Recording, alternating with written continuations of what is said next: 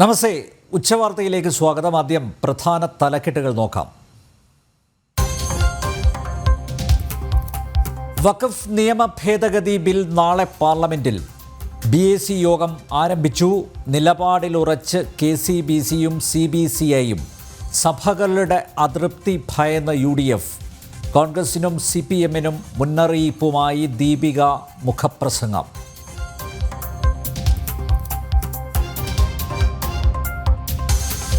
ചൈനയെ പ്രീതിപ്പെടുത്താൻ വിഭജന ഭീഷണിയുമായി മുഹമ്മദ് യൂനുസ്. ഭാരതത്തിൻ്റെ വടക്ക് കിഴക്കൻ മേഖലയിൽ സാമ്പത്തിക ഇടനാഴിക്ക് വഴിയൊരുക്കാമെന്ന് ചൈനയ്ക്ക് വാഗ്ദാനം. വിഭജന വാഗ്ദാനത്തിന് പിന്തുണയുമായി കോൺഗ്രസ്. തിരിച്ചടിച്ച് ഹിമന്ത ബിശ്വ ശർമ്മ.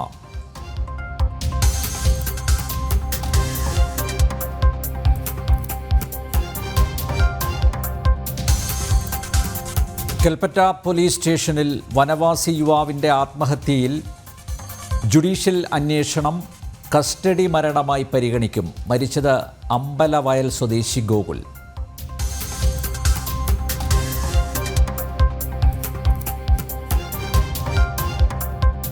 തിരുവനന്തപുരം യൂണിവേഴ്സിറ്റി മെൻസ് ഹോസ്റ്റലിൽ എക്സൈസ് റെയ്ഡ്.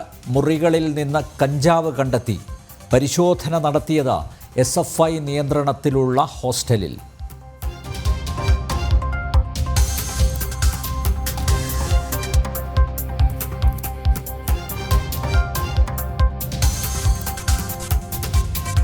തുറന്നടിച്ച് TP51 സംവിധായകൻ.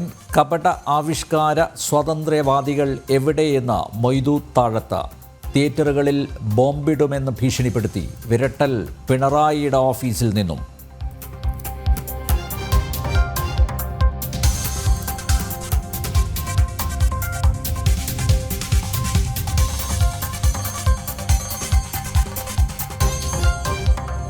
ജമ്മുകശ്മീരിലെ കത്വയിൽ ഭീകരരെ വളഞ്ഞ് സുരക്ഷാസേന. ഒരു ഭീകരൻ കൊല്ലപ്പെട്ടു. ഏറ്റുമുട്ടൽ തുടരുന്നു. ഭീകരവാദം തുടച്ചു നീക്കുന്നതുവരെ ഓപ്പറേഷൻ സഫിയാൻ തുടരുമെന്ന് പോലീസ്.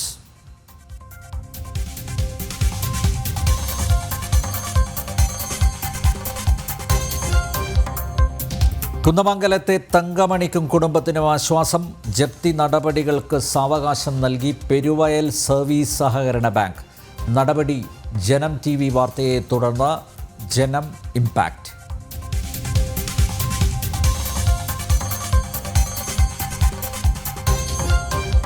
ശബരിമല ക്ഷേത്രനട ഇന്ന് തുറക്കും. പൈങ്കുനി ഉത്രം മഹോത്സവത്തിന് നാളെ കൊടിയേറും. ഏപ്രിൽ 11 പമ്പയിൽ ആറാട്ട്. ചരിത്രപ്രസിദ്ധമായ കൊല്ലങ്കോട് തൂക്കം ഇന്ന്.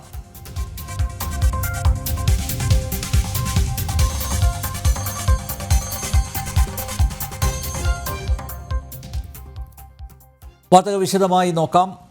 തുല്യനീതി ഉറപ്പാക്കാൻ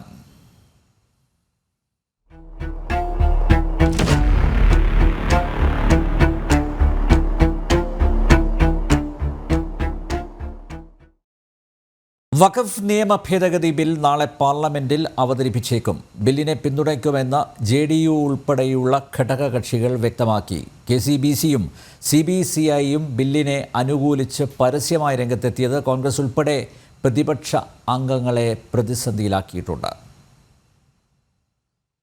കേന്ദ്ര ന്യൂനപക്ഷകാര്യ വകുപ്പ് മന്ത്രി കിരൺ റിജിജു നാളെ ലോക്സഭയിൽ വഖഫ് നിയമ ഭേദഗതി ബിൽ അവതരിപ്പിക്കുമെന്നാണ് റിപ്പോർട്ട്. സംയുക്ത പാർലമെന്ററി കമ്മിറ്റി മുൻപോട്ട് വെച്ച 14 ശുപാർശകൾ കൂടി ഉൾക്കൊണ്ടായിരിക്കും ബില്ല് തയ്യാറാക്കിയത്. ബില്ലിനെ JDU പൂർണ്ണമായും പിന്തുണയ്ക്കുമെന്നും JDUവിന് കോൺഗ്രസിന്റെ സർട്ടിഫിക്കറ്റ് ആവശ്യമില്ലെന്നും കേന്ദ്രമന്ത്രിയും JDU നേതാവുമായ രാജീവ് രഞ്ജൻ സിംഗ് വ്യക്തമാക്കി. വഖഫ് ബില്ലിനെ JDU ഉൾപ്പെടെ BJPയുടെ ഘടകകക്ഷികൾ തന്നെ എതിർക്കുമെന്ന പ്രചാരണത്തിന് മറുപടി നൽകുകയായിരുന്നു അദ്ദേഹം.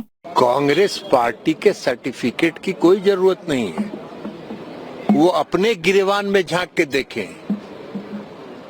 कितना साल इस देश में शासन किए, बिहार में कितना साल शासन किए, मुसलमानों के लिए क्या किया उन्होंने, उसका भी तो बताएं. വഖഫ് ബോർഡിന്റെ പ്രവർത്തനങ്ങൾ സുതാര്യമാക്കുക എന്നതാണ് നിയമ ഭേദഗതിയുടെ ഉദ്ദേശമെന്നും വ്യാജ പ്രചാരണങ്ങൾ തള്ളിക്കളയണമെന്നും കേന്ദ്രമന്ത്രി കിരൺ റിജിജു, സംയുക്ത പാർലമെന്ററി കമ്മിറ്റി ചെയർമാൻ ജഗദാംബിക പാൽ തുടങ്ങിയവർ വ്യക്തമാക്കി. അതേസമയം സങ്കുചിത രാഷ്ട്രീയം മാറ്റിവെച്ച് എല്ലാവരും വഖഫ് ബില്ലിനെ പിന്തുണയ്ക്കണമെന്ന് KCBCയും CBCIയും മുനമ്പം സമരസമിതിയും ഉൾപ്പെടെ ആഹ്വാനം ചെയ്തത് കോൺഗ്രസ് അംഗങ്ങളെ പ്രതിസന്ധിയിലാക്കിയിട്ടുണ്ട്. നിലവിൽ വഖഫ് നിയമത്തിലെ ചില വ്യവസ്ഥകൾ ഭരണഘടനയ്ക്കും മതേതര മൂല്യങ്ങൾക്കും വിരുദ്ധമാണെന്നും CBCI വ്യക്തമാക്കിയിരുന്നു. ജനം, ഡൽഹി. വഖഫ് നിയമ ഭേദഗതിയിൽ രാഷ്ട്രീയ പാർട്ടികൾ അന്തിമ തീരുമാനമെടുക്കാൻ സമയമായെന്ന് ദീപിക ദിനപത്രം. വഖഫ് പാർലമെന്റിലെ മതേതരത്വ പരീക്ഷയാണ്. നിങ്ങൾ പിന്തുണച്ചില്ലെങ്കിലും ബില്ല് പാസ്സാക്കുമോ എന്നത് വേറെ വിഷയമാണ്. പക്ഷേ പിന്തുണച്ചില്ലെങ്കിൽ കേരളത്തിലെ MP-മാരുടെ മതമൗലികവാദ നിലപാട് ചരിത്രമായിരിക്കും. മതേതര തലമുറയോട് കണക്ക് പറയേണ്ട ചരിത്രമെന്ന് ദീപിക മുഖപ്രസംഗം. വഖഫ് പാർലമെന്റിലെ മതേതരത്വ പരീക്ഷയാണെന്ന തലക്കെട്ടോടെയാണ് മുഖപ്രസംഗം ആരംഭിക്കുന്നത്. ബില്ല് പാർലമെന്റിൽ അവതരിപ്പിക്കുമ്പോൾ കേരളത്തിൽ നിന്നുള്ള CPM, കോൺഗ്രസ് MP-മാർ അനുകൂല നിലപാട് എടുക്കണം. രാഷ്ട്രീയ പാർട്ടികൾ അന്തിമ തീരുമാനമെടുക്കാൻ സമയമായി. നിങ്ങൾ പിന്തുണച്ചില്ലെങ്കിലും ബില്ല് പാസ്സാകുമോ എന്നത് വേറെ വിഷയമാണ്. പക്ഷേ പിന്തുണച്ചില്ലെങ്കിൽ കേരളത്തിലെ MP-മാരുടെ മതമൗലികവാദ നിലപാട് ചരിത്രമായിരിക്കും. മതേതര തലമുറയോട് കണക്ക് പറയേണ്ട ചരിത്രമെന്ന് മുഖപ്രസംഗത്തിൽ പറയുന്നു. 1995 വഖഫ് നിയമത്തിലെ 40-ാം അനുച്ഛേദ പ്രകാരം ഏതെങ്കിലും സ്വത്ത് തങ്ങൾക്ക് അവകാശപ്പെട്ടതാണെന്ന് വഖഫ് ബോർഡ് കരുതിയാൽ നിലവിലുള്ള ഏത് രജിസ്ട്രേഷൻ ആക്ടിനെയും മറികടന്ന് അത് സ്വന്തമാക്കാം. ഇരകൾ കോടതിയെയല്ല വഖഫ് ട്രൈബ്യൂണലിനെ സമീപിച്ചു കൊള്ളണം. 40-ാം വകുപ്പിന്റെ ഈ കയ്യേറ്റ സാധ്യത ഉപയോഗിച്ചാണ് 2019 കൊച്ചി വൈപ്പിൻ ദ്വീപിലെ മുനമ്പം വേളാങ്കണ്ണി കടപ്പുറത്തെ 404 ഏക്കർ ഭൂമി വഖഫ് ബോർഡിന്റെ ആസ്തി വിവരത്തിൽ ഉൾപ്പെടുത്തിയത്. വഖഫ് നിയമം ആ കുടുംബത്തിലെ പ്രകാശം കെടുത്തിക്കളഞ്ഞു. മുനമ്പത്തെ ഭൂമി വഖഫല്ലെന്ന് വസ്തുവിൽപ്പന നടത്തിയ ഫാറൂഖ് കോളേജ് മാനേജ്മെന്റും വാങ്ങിയ മുനമ്പം നിവാസികളും ആണയിട്ട് പറഞ്ഞിട്ടും അവകാശമുന്നയിക്കാൻ ബോർഡിന് കഴിയുന്നത് ഈ നിയമം ഉള്ളതുകൊണ്ട് മാത്രമാണ്. അതുകൊണ്ട് മാത്രമാണ് വഖഫ് സംരക്ഷണ വേദി പോലുള്ള ബിനാമി സംഘടനകൾക്ക് മുനമ്പൻ നിവാസികളെ ദ്രോഹിക്കാൻ കോടതിയിൽ ഹർജി സമർപ്പിക്കാനും കഴിയുന്നത്. യാഥാർത്ഥ്യം ഇതായിരിക്കെ ജനങ്ങളെ സഹായിക്കുമെന്ന് മുനമ്പത്തെത്തി പറയുന്ന കേരളത്തിലെ ഭരണപക്ഷവും പ്രതിപക്ഷവും പാർലമെന്റിൽ വഖഫ് നിയമത്തെ പിന്തുണച്ച് ഇരട്ടത്താപ്പ് കാണിക്കുകയാണെന്ന് മുഖപ്രസംഗം പറയുന്നു. ചില സമുദായങ്ങളുടെ വോട്ട് പരമ്പരാഗതമായി തങ്ങൾക്കുള്ളതാണെന്നും മറ്റു ചിലരുടേത് കാലാകാലങ്ങളിൽ പരിഗണിച്ചില്ലെങ്കിൽ നഷ്ടപ്പെടുമെന്നുമുള്ള ധാരണയാകാം കോൺഗ്രസിന്റെയും CPM-ന്റെയും സമ്മർദ്ദം. അതെന്തായാലും വഖഫ് ചെരുപ്പിനൊപ്പിച്ച് മതേതര ജനാധിപത്യ മൂല്യങ്ങളെ വെട്ടി മുടിപ്പിക്കരുതെന്ന് ലേഖനം ഓർമ്മപ്പെടുത്തുന്നു. വഖഫ് നിയമ ഭേദഗതിയെ MP-മാർ അനുകൂലിക്കണമെന്നാവശ്യപ്പെട്ട് KCBC രംഗത്ത് വന്നതിന് പിന്നാലെയാണ് ദീപികയുടെ മുഖപ്രസംഗം. ജനം, കൊച്ചി. വിഭജന ഭീഷണിയുമായി ബംഗ്ലാദേശ് ഇടക്കാല സർക്കാരിൻ്റെ തലവൻ മുഹമ്മദ് യൂനുസ് ഭാരതത്തിൻ്റെ വടക്ക് കിഴക്കൻ സംസ്ഥാനങ്ങളെ വികസനത്തിലേക്ക് നയിക്കാനുള്ള ഗേറ്റ്വേ ആയി ചൈനയ്ക്ക് ബംഗ്ലാദേശിനെ ഉപയോഗിക്കാമെന്ന യൂനുസിൻ്റെ വാഗ്ദാനത്തിനെതിരെ അസം മുഖ്യമന്ത്രി തിരിച്ചടിച്ചു. യൂനുസിൻ്റെ ശ്രമം ചൈനയെ പ്രീതിപ്പെടുത്താനെന്ന് ഹിമന്ത ബിശ്വ ശർമ്മ ആരോപിച്ചു. യൂനുസിൻ്റെ പ്രസ്താവന പ്രകോപനപരമെന്ന് ഹിമന്ത ബിശ്വ ശർമ്മ പറഞ്ഞു.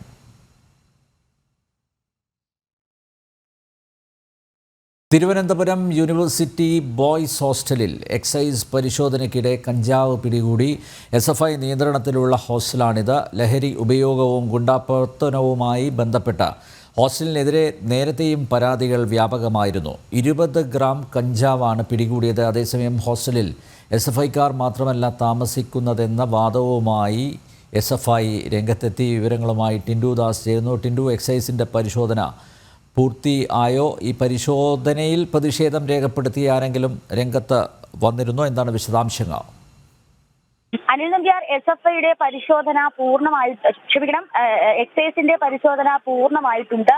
2 പേരെ കസ്റ്റഡിയിൽ എടുത്തിട്ടുണ്ടെന്നാണ് നമുക്ക് മനസ്സിലാക്കാൻ സാധിക്കുന്നത്. ഒന്ന് തമിഴ്നാട് സ്വദേശിയാണ്, ഒരാളുടെ വിവരം പുറത്തു വന്നിട്ടില്ല. ഇതിൽ നിന്നും ഈ മുറി താമസിച്ചിരുന്ന 2 പേരെയാണ് ഇപ്പോൾ കസ്റ്റഡിയിൽ എടുത്തിട്ടുള്ളത്. അനൌദ്യോഗിക വിവരം പുറത്തു വരുന്നത് 20 ഗ്രാം കഞ്ചാവ് 4 പൊതികളിലായിട്ടാണ് യൂണിവേഴ്സിറ്റി മെൻസ് ഹോസ്റ്റലിലെ മുറിയിൽ നിന്നും പിടിച്ചെടുത്തത്. വ്യക്തമായിട്ടുള്ള വിവരം ലഭിച്ചതിന് പിന്നാലെയാണ് എക്സൈസ് മണ്ണന്തല റേഞ്ച് എക്സൈസ് ടീമിന്റെ നേതൃത്വത്തിൽ ഇവിടെ ഉദ്യോഗസ്ഥരെത്തുകയും മുറി ചവിട്ടി തുറന്ന ഇത്തരത്തിൽ ലഹരി ഉൽപ്പന്നമായിട്ടുള്ള കഞ്ചാവ് പിടിച്ചെടുക്കുകയും ചെയ്തിട്ടുള്ളത്. അവധിയായതിനാൽ വിദ്യാർത്ഥികളെ വീട്ടിൽ പോകാനായിട്ട് യൂണിവേഴ്സിറ്റിയുടെ ഭാഗത്തു നിന്നും നിർദ്ദേശമുണ്ടായിരുന്നു.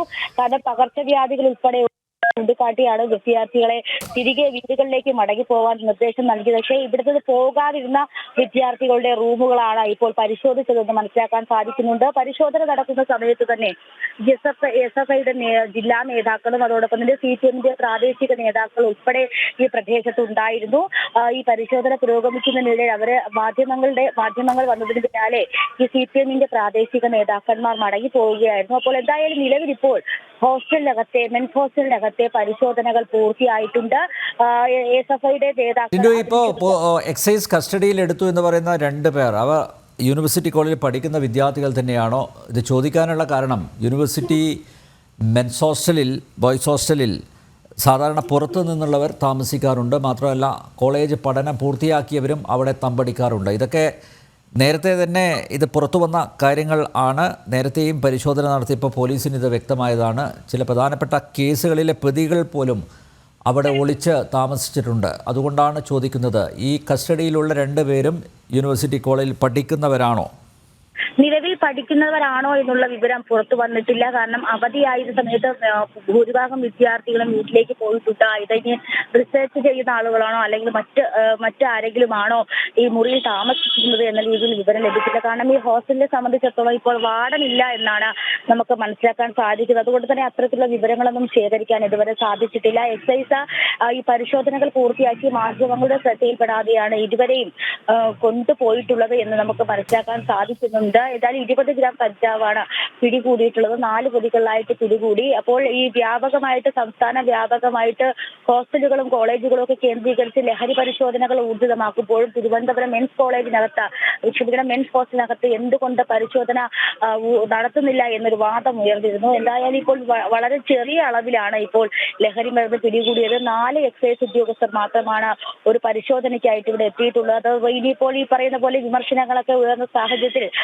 ഈ പൊതുജനത്തിന്റെ കണ്ണിൽ പൊടിയിടാൻ വേണ്ടിയിട്ട് ഉള്ള പ്രഹസനമായിരുന്നു എന്നുകൂടി ഈ ഘട്ടത്തിൽ സംശയിക്കേണ്ടതായിട്ടുണ്ട്. എന്തായാലും പൂർണ്ണമായിട്ടും SFIയുടെ നിയന്ത്രണത്തിലുള്ള ഒരു ഹോസ്റ്റൽ കൂടിയാണ് university men's hostel. Thiruvananthapuram university men's ഹോസ്റ്റലിൽ എക്സൈസ് പരിശോധനയ്ക്കിടെ കഞ്ചാവ് പിടികൂടി. SFI നിയന്ത്രണത്തിലുള്ള ഹോസ്റ്റലാണിത്. ലഹരി ഉപയോഗവും ഗുണ്ടാപ്രവർത്തനവുമായി ബന്ധപ്പെട്ട് ഹോസ്റ്റലിനെതിരെ നേരത്തെയും പരാതികൾ വ്യാപകമായിരുന്നു. 20 ഗ്രാം കഞ്ചാവാണ് പിടികൂടിയത്.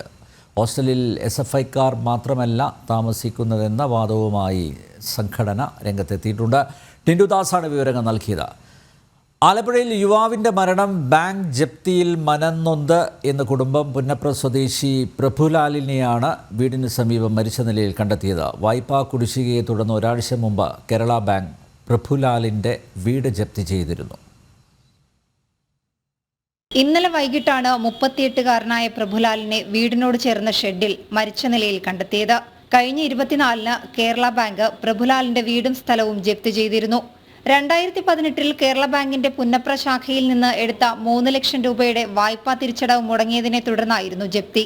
കെട്ടിട നിർമ്മാണ തൊഴിലാളിയായിരുന്ന പ്രഭുലാലിന് നട്ടെല്ലിന് പരിക്കുപറ്റി ജോലിക്ക് പോകാൻ കഴിയാത്ത സാഹചര്യത്തിലായിരുന്നു വായ്പാ തിരിച്ചടവ് മുടങ്ങിയത്. മാർച്ച് 30-ന് വീട് ജപ്തി ചെയ്യുമെന്ന് ബാങ്ക് അധികൃതർ അറിയിച്ചിരുന്നു. അതിനു മുമ്പ് കുറച്ചു തുക എങ്ങനെയെങ്കിലും അടയ്ക്കാമെന്ന് പ്രഭുലാൽ ബാങ്ക് അധികൃതരെ അറിയിച്ചതാണ്. എന്നാൽ മാർച്ച് 24-ന് വീട്ടിൽ ആരുമില്ലാതിരുന്ന സമയത്ത് ബാങ്കിൽ നിന്നും ആളുകളെത്തി വീട് പൂട്ടി. അപ്പോൾ 31-ാം തീയതി വരെ 30-ാം തീയതി വരെ ഉണ്ടല്ലോ അവധി എന്നുള്ളത്.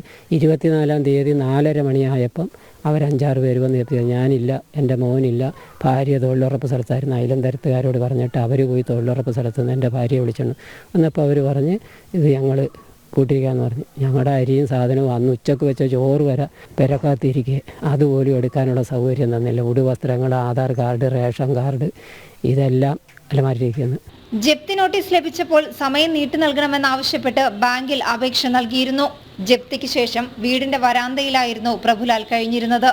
മകൻ വലിയ മനോവിഷമത്തിലായിരുന്നുവെന്ന് അച്ഛൻ അനിലൻ പറയുന്നു. വൈകിട്ട് ഞങ്ങളവിടെ കിടക്കും, അവൻ ഇവിടെ ഈ വീടിൻ്റെ തിണ്ണക്ക് തന്നെ. ഞാനൊരു സ്ഥലത്തോട്ടും വരുന്നില്ല, ഞാൻ ഇവിടെ കിടക്കത്തുള്ളൂ എന്ന് പറഞ്ഞാൽ അന്ന് മുതൽ ഇന്നലെ വരെയും അവൻ ഇവിടെ കിടന്ന. അങ്ങനെ ഒരു ബുദ്ധിമുട്ടും അവനെ സംബന്ധിച്ചിടത്തോളം ഇല്ലായിരുന്നു. അവനൊരു ക്ഷീണക്കാരനാണെന്നുള്ള എന്തേ അവനെ അറിയിച്ചിട്ടുമില്ല, അവനെ ഞങ്ങളൊട്ട് അറിയിച്ചിട്ടുമില്ല. അവൻ മേലാത്തവനാണല്ല, അതുകൊണ്ട് അങ്ങനെയാണ് ഇങ്ങനെയാണെന്നുള്ളതല്ല. അവൻ്റെ എല്ലാ കാര്യങ്ങളും അമ്മ ചെയ്തു കൊടുക്കുമായിരുന്നു. അവനെ കഴിഞ്ഞിട്ടേ ഉള്ളു. സ്വാതന്ത്ര്യ സമര സേനാനിയുടെ കുടുംബമാണ് പ്രഭുലാലിൻ്റേത്.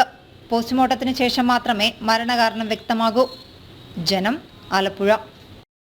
വയനാട് കൽപ്പറ്റ പോലീസ് സ്റ്റേഷനിൽ വനവാസി യുവാവ് ആത്മഹത്യ ചെയ്തു. അമ്പലവയൽ നെല്ലാറച്ചൽ സ്വദേശി ഗോകുലാണ് മരിച്ചത്. പോലീസ് സ്റ്റേഷനിലെ ശുചിമുറിയിൽ യുവാവിനെ തൂങ്ങി മരിച്ച നിലയിൽ കണ്ടെത്തുകയായിരുന്നു. ഇന്ന് രാവിലെയാണ് ഗോകുലിനെ കൽപ്പറ്റ പോലീസ് സ്റ്റേഷനിലെ ശുചിമുറിയിൽ തൂങ്ങി മരിച്ച നിലയിൽ കണ്ടെത്തിയത്.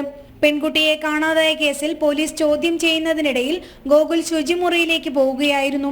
ഏറെ നേരം കാണാത്തതിനെ തുടർന്ന് പോലീസ് നടത്തിയ തിരച്ചിലിലാണ് തൂങ്ങി മരിച്ച നിലയിൽ ഗോകുലിനെ കണ്ടെത്തിയത്.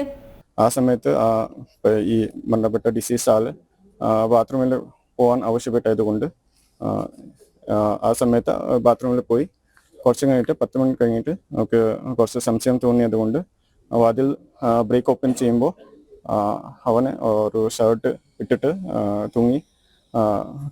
തൂങ്ങാനുള്ള ഒരു സ്ഥിതിയിൽ കണ്ടുപെട്ടെന്ന് പറഞ്ഞു. കുറച്ചു ദിവസങ്ങളായി ഗോകുലിനെയും പ്രായപൂർത്തിയാകാത്ത പെൺകുട്ടിയെയും കാണാതായെന്ന പരാതി പോലീസിന് ലഭിച്ചിരുന്നു. തുടർന്ന് നടത്തിയ അന്വേഷണത്തിൽ ഇരുവരെയും കോഴിക്കോട് നിന്നും കണ്ടെത്തി. പോലീസ് രക്ഷിതാക്കളെ വിവരം അറിയിക്കുകയും ചെയ്തു. സംഭവവുമായി ബന്ധപ്പെട്ട് പോലീസ് ഗോകുലിനെ ചോദ്യം ചെയ്യുന്നതിനിടയിലാണ് ശുചിമുറിയിലേക്ക് പോവുകയും സ്വന്തം ഷർട്ട് ഊരി തൂങ്ങി മരിക്കുകയും ചെയ്തത്. ജനം, വയനാട്. കേന്ദ്ര ആരോഗ്യമന്ത്രി JP നദ്ദയുമായി കൂടിക്കാഴ്ചയ്ക്ക് സമയം ലഭിച്ചതുകൊണ്ടാണ് ഡൽഹിയിലെത്തിയതെന്ന് ആരോഗ്യമന്ത്രി വീണ ജോർജ്. ആശാപ്രവർത്തകരുടെ പ്രശ്നങ്ങൾ ചർച്ച ചെയ്യും. എയിംസ് ഉൾപ്പെടെ ആരോഗ്യമേഖലയിലെ മറ്റ് വിഷയങ്ങളും ചർച്ച ചെയ്യും. മാർച്ച് 19-നാണ് കേന്ദ്രമന്ത്രിയുമായി കൂടിക്കാഴ്ചയ്ക്കുള്ള അപേക്ഷ തന്റെ ഓഫീസ് നൽകിയതെന്നും വീണ ജോർജ് ഡൽഹിയിൽ പറഞ്ഞു. അപ്പോയിൻമെൻറ്റിന് സൗകര്യമുണ്ട് എന്നുള്ളത് അറിയിച്ചിരുന്നു. അപ്പോൾ അതിൻ്റെ അടിസ്ഥാനത്തിലാണ് എത്തിച്ചേർന്നിട്ടുള്ളത്. ആശമാരുടെ ഇൻസെൻറ്റീവ്സ് വർദ്ധിപ്പിക്കുന്ന കാര്യം, അതോടൊപ്പം തന്നെ തൊഴിൽ നിയമങ്ങളുടെ പരിധിയിൽ അവരെ കൊണ്ടുവരുന്ന കാര്യം, അതുൾപ്പെടെയുള്ള 3-4 വിഷയങ്ങളാണ് ചർച്ച ചെയ്യുന്നതിന് വേണ്ടിയിട്ട് ഓൾറെഡി കഴിഞ്ഞ തവണ ഞാൻ റെപ്രസെൻറ്റേഷൻ നൽകിയിരുന്നു. ഇന്ന് വീണ്ടും നൽകും. എമ്പുരാൻ സിനിമയിൽ ആവിഷ്കാര സ്വാതന്ത്ര്യത്തിന് വേണ്ടി വാദിക്കുന്നവർക്കെതിരെ തുറന്നടിച്ച് TP51 സിനിമയുടെ സംവിധായകൻ മൊയ്തു താഴത്ത് സിനിമ പ്രദർശിപ്പിച്ചാൽ തിയേറ്ററിൽ ബോംബിടുമെന്നായിരുന്നു പിണറായി വിജയൻ്റെ ഓഫീസിൽ നിന്ന് ലഭിച്ച ഭീഷണിയെന്ന് അദ്ദേഹം ജനം TVയോട് വ്യക്തമാക്കി. മുടക്കോഴി മലയിൽ ഉൾപ്പെടെ സിനിമ ചിത്രീകരിക്കാൻ പോലും അനുവദിച്ചില്ല. CPM ഭീഷണിയെ തുടർന്ന് 12 യൂണിറ്റുകളാണ് പിന്മാറിയതെന്നും അദ്ദേഹം പറഞ്ഞു. ആവിഷ്കാര സ്വാതന്ത്ര്യത്തിൻ്റെ പരിധിയെക്കുറിച്ചൊക്കെയാണ് ഇപ്പോൾ മലയാളികൾ ചർച്ച ചെയ്തുകൊണ്ടിരിക്കുന്നത്. ഈ ഘട്ടത്തിൽ മലയാളികൾ ഒരിക്കലും മറക്കാൻ പാടില്ലാത്തൊരു പേരുണ്ട്, മൊയ്തു താഴത്ത്. TP ചന്ദ്രശേഖരൻ്റെ കൊലപാതകത്തെ ആസ്പദമാക്കി കഥയും സംവിധാനവും നിർവഹിച്ച് അത് തിയേറ്ററുകളിലേക്ക് എത്തിച്ച മലയാളിയായ മനുഷ്യനാണ് മൊയ്തു താഴത്ത്. TP51 എന്ന് പറയുന്ന സിനിമയ്ക്ക് എന്തു സംഭവിച്ചു എന്നുള്ളത് പിന്നീട് നമ്മൾ ഒരുപാട് കാലം ചർച്ച ചെയ്തുമാണ്. ഇപ്പോൾ മൊയ്തു താഴത്ത് തന്നെ നമ്മുടെ കൂടെയുണ്ട്. അദ്ദേഹത്തോട് ചോദിക്കാം, എന്താണ് TP51 എന്ന് പറയുന്ന സിനിമയ്ക്ക് സംഭവിച്ചത്? ഇപ്പോൾ ചർച്ച ചെയ്യുന്ന ആവിഷ്കാര സ്വാതന്ത്ര്യത്തിൻ്റെ പരിധിയിലൊക്കെ ആ സിനിമ വന്നിരുന്നോ?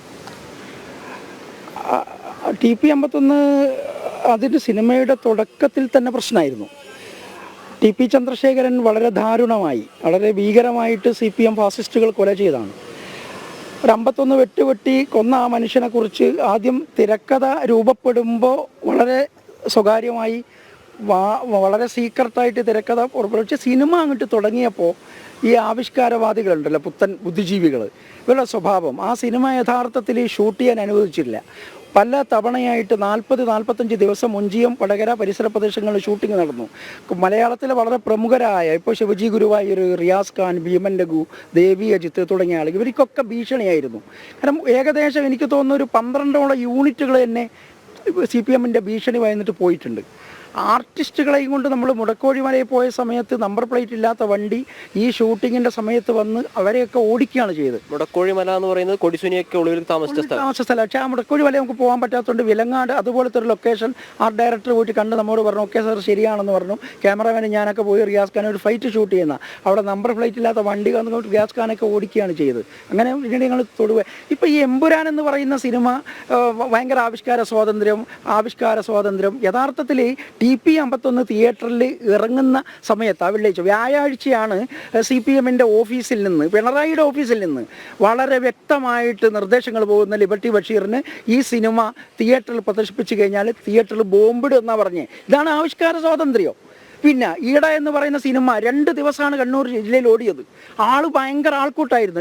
ലെഫ്റ്റ് റൈറ്റ് വടകരയിലൊക്കെ തിയേറ്ററിലെ ആളുകൾ ഉണ്ടായിരുന്നു. പക്ഷേ 3 ദിവസമേ കൊടുത്തിട്ടുള്ളൂ. എനിക്ക് സർക്കാർ തിയേറ്റർ UDF എന്ന കെ സുധാകരനും ഉമ്മൻചാണ്ടിയൊക്കെ കൂടിയിട്ട് 14 തിയേറ്ററുകൾ തന്നിരുന്നു. ആ തിയേറ്ററുകളിൽ ഏകദേശം 3 ആഴ്ചയോളം സിനിമ ഓടി. പക്ഷെ അപ്പോഴും ഈ CPM-ന്റെ ഫാസിസ്റ്റുകൾ നിരന്തരമായിട്ട് എന്നെ പിന്തുടരുകയായിരുന്നു. ഇവരെ ഭയന്നിട്ടാവോ കണ്ണൂരിൽ നിന്ന് വീട് വിട്ടിട്ട് ഞാൻ ഇപ്പോൾ വടകര വീട് വെച്ചത്. മൊയ്തു താഴത്തിൻ്റെ കൂടുതൽ പ്രതികരണങ്ങൾ 2 മണി വാർത്തയിൽ കാണാം. മറ്റു വാർത്തകൾ നോക്കാം. എമ്പുരാൻ സിനിമയുടെ പ്രദർശനം തടയണമെന്നാവശ്യപ്പെട്ട് ഹൈക്കോടതിയിൽ ഹർജി. BJP തൃശൂർ ജില്ലാ കമ്മിറ്റി അംഗം VV വിജീഷാണ് ഹർജി നൽകിയത്. സിനിമ രാജ്യവിരുദ്ധത പ്രചരിപ്പിക്കുന്നതാണ്. സിനിമയിൽ മതവിദ്വേഷ ദൃശ്യങ്ങൾ ഉൾപ്പെടുത്തിയതിൽ ഗൂഢാലോചന ഉണ്ടായെന്ന് അന്വേഷിക്കണമെന്നും ഹർജിയിൽ പറയുന്നു. DGP അന്വേഷണം നടത്തണമെന്നും BJP തൃശൂർ ജില്ലാ കമ്മിറ്റി അംഗം ആവശ്യപ്പെട്ടു. ആരുടെയും ഭീഷണി കൊണ്ടല്ല എമ്പുരാൻ സിനിമ എഡിറ്റ് ചെയ്തതെന്ന് നിർമ്മാതാവ് ആന്റണി പെരുമ്പാവൂർ. എല്ലാവരും ചേർന്ന് ഒരുമിച്ചെടുത്ത തീരുമാനമാണ് ഈ സിനിമയെന്നും ആന്റണി പെരുമ്പാവൂർ വ്യക്തമാക്കി. പൃഥ്വിരാജിനെ ആക്രമിക്കാൻ അനുവദിക്കില്ല. പുതിയ പതിപ്പ് ഇന്ന് വൈകിട്ടെത്തുമെന്നാണ് കരുതുന്നതെന്നും ആന്റണി പെരുമ്പാവൂർ പറഞ്ഞു. വിവാദങ്ങളിൽ പ്രതികരിച്ചില്ലെങ്കിലും തിരക്കഥാകൃത്ത് മുരളി ഗോപിക്ക് എന്തെങ്കിലും അതൃപ്തിയുണ്ടെന്ന് കരുതുന്നില്ല. ആരെയും വേദനിപ്പിക്കാതിരിക്കാനാണ് ഇത്തരമൊരു തീരുമാനമെടുത്തത്. എഡിറ്റ് ചെയ്യാനുള്ള തീരുമാനം ടീം ഒരുമിച്ചെടുത്തതാണ്. 2 മിനിറ്റും ചെറിയ സെക്കൻഡും മാത്രമാണ് സിനിമയിൽ നിന്ന് മാറ്റിയതെന്നും ആന്റണി പെരുമ്പാവൂർ കൂട്ടിച്ചേർത്തു. എല്ലാവരും സിനിമയെ മനസ്സിലാക്കിയവരാണ്. നമ്മൾ കുറച്ച് ദിവസമായിട്ട് കേൾക്കുന്ന ഒരു സമ്മർദ്ദം ഉണ്ടായിട്ട് ചെയ്യുന്നതാണ്. ഞങ്ങൾക്ക് ഇത് മറ്റാരെയും ദ്രോഹിക്കാനോ വേറെ ഒരു വ്യക്തികളെ, ഞാൻ വീണ്ടും വ്യക്തികളെ ഒരിക്കലും പൃഥ്വിരാജിനെ ഒറ്റതിരിഞ്ഞ് ആക്രമിക്കേണ്ട കാര്യമില്ല. പൃഥ്വിരാജും ഞങ്ങളും എല്ലാവരും ഒന്നായിട്ടെടുത്ത തീരുമാനമാണ് ഈ സിനിമ. ആരെയും സമ്മർദ്ദമല്ല. നമുക്ക് മറ്റുള്ള ആൾക്കാർക്ക് ആർക്കെങ്കിലും വിഷമം ഉണ്ടായാൽ അതിനെ കറക്റ്റ് ചെയ്യേണ്ട ഉത്തരവാദിത്വം ഞങ്ങൾക്കാണ്. വലിയ പ്രശ്നങ്ങളിലേക്കൊന്നും സിനിമ പോയിട്ടില്ല. ഒരു പ്രത്യേക വിഭാഗത്തിന്റെ ആവശ്യമാണ് എഡിറ്റ് എന്നും പറയാനാകില്ല. സിനിമയുണ്ടാകുന്ന സമയത്ത് മുൻകാലങ്ങളിലും വിവാദങ്ങൾ ഉണ്ടായിട്ടുണ്ട്. സിനിമയുടെ വിജയത്തിൽ സന്തോഷമുണ്ട്. ലൂസിഫറിന്റെ 3ാം ഭാഗം ഉണ്ടാകുമെന്നും ആന്റണി പെരുമ്പാവൂർ വ്യക്തമാക്കി. ജനം, കൊച്ചി. എമ്പുരാനിൽ നിന്നൊഴിവാക്കിയത് 24 ഭാഗങ്ങൾ. സ്ത്രീകൾക്കെതിരായ അതിക്രമ സീനുകൾ പൂർണ്ണമായും ഒഴിവാക്കി. മതചിഹ്നങ്ങളുടെ പശ്ചാത്തലത്തിൽ വാഹനങ്ങൾ കടന്നു പോകുന്ന സീൻ നീക്കി. ഇതിനു പുറമെ പ്രധാന വില്ലൻ്റെ പേര് ബൽദേവ് എന്നാക്കിയും NIA-യെക്കുറിച്ചുള്ള പരാമർശങ്ങൾ മ്യൂട്ട് ചെയ്തുമാണ് മാറ്റങ്ങൾ വരുത്തിയിരിക്കുന്നത്. വിവരങ്ങളുമായി പ്രജിത്ത് മോഹനൻ ചേരുന്നു. പ്രജിത്ത്, ഞാൻ മനസ്സിലാക്കുന്നത് ആദ്യ വെട്ട് സുരേഷ് ഗോപിക്കിട്ടാണ് എന്നാണ് മനസ്സിലാക്കുന്നത്. അതായത് താങ്ക്സ് കാർഡിൽ നിന്ന് അദ്ദേഹത്തിൻ്റെ പേര് നീക്കി എന്നാണ് അറിയാൻ സാധിക്കുന്നത്. കട്ട് ചെയ്യപ്പെട്ട മറ്റ് ഭാഗങ്ങൾ എന്തൊക്കെയാണ് പ്രജിത്ത്? അനിൽ, ഇതിൽ ഏറ്റവും ശ്രദ്ധേയമായ കാര്യം, ഇത് വോളണ്ടറി എഡിറ്റിംഗിന്റെ ഭാഗമായിട്ട് ആ രീതിയിൽ വോളണ്ടറി ഡിലീഷൻ അഡീഷൻ ആ ഒരു അതായത് സിനിമയുടെ നിർമ്മാതാക്കൾ തന്നെയാണ് വോളണ്ടറി ആയിട്ട് അവരുടെ സ്വന്തം ഇഷ്ടപ്രകാരം ഈ ഭാഗങ്ങൾ ഒഴിവാക്കുകയും ഒക്കെ ചെയ്തിരിക്കുന്നത് എന്നുള്ളതാണ്. അതിൽ നിന്നാണ് ഈ പറയുന്ന രീതിയിൽ ഇപ്പോൾ സുരേഷ് ഗോപിയുടെ പേര് അതിൽ നന്ദിക്കാടിൽ നിന്ന് നീക്കം ചെയ്തിട്ടുണ്ട്. ഒപ്പം എമ്പുരാനിൽ നിന്ന് ആകെ ഒഴിവാക്കിയത് 24 ഭാഗങ്ങളാണ്. 24 ഭാഗങ്ങൾ എന്ന് പറയുമ്പോൾ 2 മിനിറ്റ് 08 സെക്കൻഡ്സ് ഇതിൽ മൊത്തത്തിൽ ഒഴിവാക്കപ്പെട്ടിരിക്കുന്ന ഭാഗങ്ങളാണ്. അതിൽ സ്ത്രീകൾക്കെതിരായിട്ടുള്ള അതിക്രമ സീനുകൾ പൂർണ്ണമായും ഒഴിവാക്കിയിട്ടുണ്ട്. മതചിഹ്നങ്ങളുടെ പശ്ചാത്തലത്തിൽ വാഹനങ്ങൾ കടന്നു പോകുന്ന സീനുകൾ നീക്കിയിരിക്കുന്നു.